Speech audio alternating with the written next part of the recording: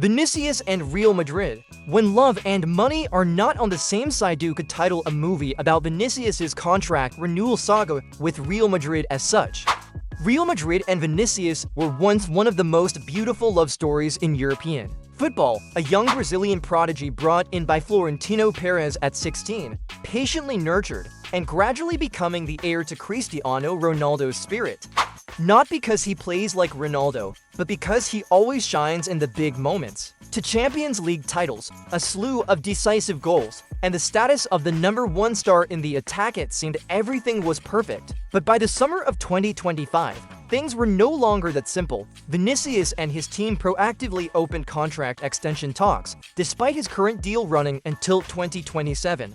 The demand was clear: a salary increase to €20 million net per season, plus additional bonuses. If accepted, this figure would make Vini the highest paid player in the squad, surpassing Mbappé, who just scored 44 goals and won both the Pichichi and the European Golden Shoe in his first season in Spain. Real Madrid said no, not because they undervalued Vinícius, but because they feared disrupting their system. If they agreed to €20 million for Vini, Mbappé, expected to be a global icon, would not sit quietly. Jude Bellingham, with his immense contributions in midfield, would also demand a renegotiation. Once the salary structure is broken, everything spirals out of control, and Florentino Pérez would never allow that to happen. So Real issued an ultimatum: no extension now, play well next season, and then we'll talk money. If you don't meet expectations, we're ready to sell you. From being the club's darling, Vinícius now faces a cold confrontation with seemingly no room for emotions. Spanish media began talking about a potential departure, with clubs from Saudi Arabia and the Premier League making inquiries. And in Madrid, people started wondering, could the #7 shirt soon belong to someone else? Vinícius' story is no longer just about contract negotiations. It's a glimpse into the ruthless way Real Madrid builds its empire. No one remains the center for too long, and legacies only endure if they don't disrupt the power structure. At the Bernabeu, legends only survive if they know how to compromise. The negotiations between Vinícius and Real Madrid are not just about salary there, a trial by fire. Because Vinícius isn't naive, he knows Mbappé is a global star, a marketing icon. A signing Real Madrid paved the way for years in advance. But he also has reason to believe he deserves more. He's been dedicated to the club since 18, scored the only goal to win the 14th Champions League, and kept Real's attacking flame alive in the era without Ronaldo, Benzema, or a new Galacticos. Vinícius' salary demand is, in essence, a subtle question: who's the real cornerstone here, me or Mbappé? If Real agrees to pay him more than Mbappé, Vinícius would naturally become the true power center, not just on the pitch, but in the dressing room and media. But if they refuse, it implicitly confirms he's only the second most important, and for someone with Vinícius' personality, that's unacceptable. So, when Real Madrid decided to freeze negotiations and told him to prove himself for another season, it wasn't just a financial counter, it was a move to maintain the hierarchy of roles. They didn't want a cold civil war to erupt between two superstars with oversized egos, nor did they accept disrupting the team's stable ecosystem. From a salary demand, Vinícius turned the negotiations into a power struggle, and at Real Madrid, power that doesn't fit is eliminated. The question now isn't about money, but about who will be the true son at the Bernabeu next season. But it seems Real Madrid has already chosen Mbappé. Recently, rumors of Vinícius potentially leaving Real Madrid have exploded like fireworks. From Saudi Arabia rolling out the red carpet with an unprecedented salary, to Paris Saint-Germain quietly monitoring every development. But amidst all the speculation, one thing needs clarity: Vinícius has never wanted to leave the Bernabeu, not in a performative declaration, but in reality. Vini has been tied to Real since his teens, evolving from a raw, erratic finisher to the man who decided a Champions League final. He grew up here, tied to the club's success, and has never hinted at leaving. His demand for a high salary isn't about money, it's a test. He wants to know, after everything he's done, where Real Madrid places him, especially when Mbappé, the latecomer, is stealing all the spotlight. Vini wants clarity. Is he still the most trusted figure in the attack, or is he now just a deputy? To Mbappé, if Real responds with a shake of the head and says, "Wait another year," it's hard to blame Vini for feeling hurt.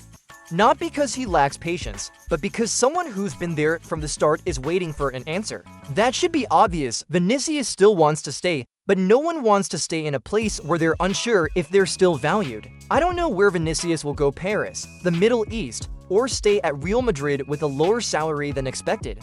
But one thing I'm certain of, it's very hard for Vinícius to accept changing the mindset and status he's spent 7 years building. From the day he set foot in the Bernabeu, Vinícius was always the young one in the squad, the pampered hope of the post-Ronaldo era. He grew with Real Madrid, enduring early seasons of doubt and criticism before exploding into the brightest star in the attack. Even the most important player for the team from 2021 to 2024, that's why stepping back now is hard to imagine. Recall how Vinícius was once happy to support Benzema, but back then, he was young, learning, and knew his time to be number one would come after Benzema left. Now, his rival isn't a retiring veteran but Mbappe, just 2 years older, with immense influence both on and off the pitch, arriving in Madrid with all the spotlight in his hands.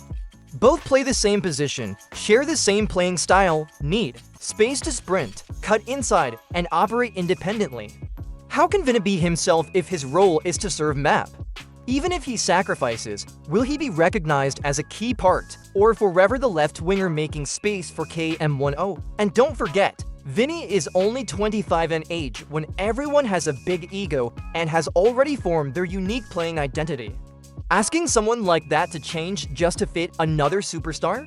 It's not impossible, but it's incredibly difficult. That's why Vini's salary demand isn't just about money, it's his stance. I'm not a supporting act. If Real Madrid can't convince him with a commitment to his status, money won't solve anything.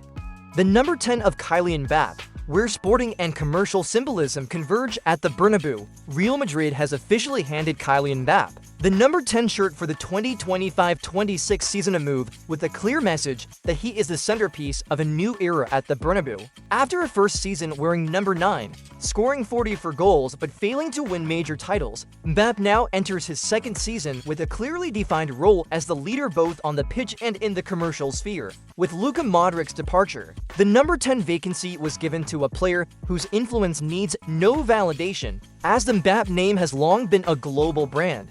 Now he carries the legendary number once worn by Figo, Zil, James, and Modric during 7 seasons of brilliance. Madrid have prepared a massive marketing campaign around this shirt. Mbappe's number 10 jersey is priced at €125 for the replica version and €175 for the authentic version. But despite the cost, it's believed to be only a matter of time before they sell out. *Marca* revealed that the club anticipates a wave of fans flocking to the Bernabeu store from morning to night, with the official website likely to crash due to massive traffic. It's not just a jersey, it's a fashion statement, a ticket to the KM10 era on the pitch. Mbappe will stand alongside Vini in number 7, Rodrigo in 11, and Bellingham in 5, a quartet with immense commercial value and undeniable sporting strength. But among them, only Mbappe wears the number that symbolizes creativity, power, and the beauty of football. That's the position Real Madrid expects him to reach. The number 10 isn't just a number, it's the weight of expectation, a legacy, and an opportunity for Mbappe to truly make the Bernabeu his stage. Let's talk about appeal. From his unveiling day, Mbappe turned Real Madrid's store into a bustling fashion district. Within 24 hours of the number 9 jersey going on sale, over 7,000 units were sold, creating long queues at the Bernabeu and nearly crashing the official website due to overwhelming traffic. That was just the number 9. Now, with Mbappe donning the number 10, the symbol of power and creativity at Real Madrid, the frenzy is set to explode again. *Marca* reports that the club is preparing its biggest commercial campaign since Ronaldo's era, with the jersey priced at €125 for the standard version and €175 for the authentic. The shirt isn't just sporting attire, it's a declaration of a new era called KM10 at a club that once boasted Figo, Seedorf, and Modric. Mbappe still commands respect for his brand appeal. Thus, in the commercial arena, Mbappe also proves superior to Vinícius, giving Real Madrid even more reason to choose Mbappe as the spearhead for their upcoming project.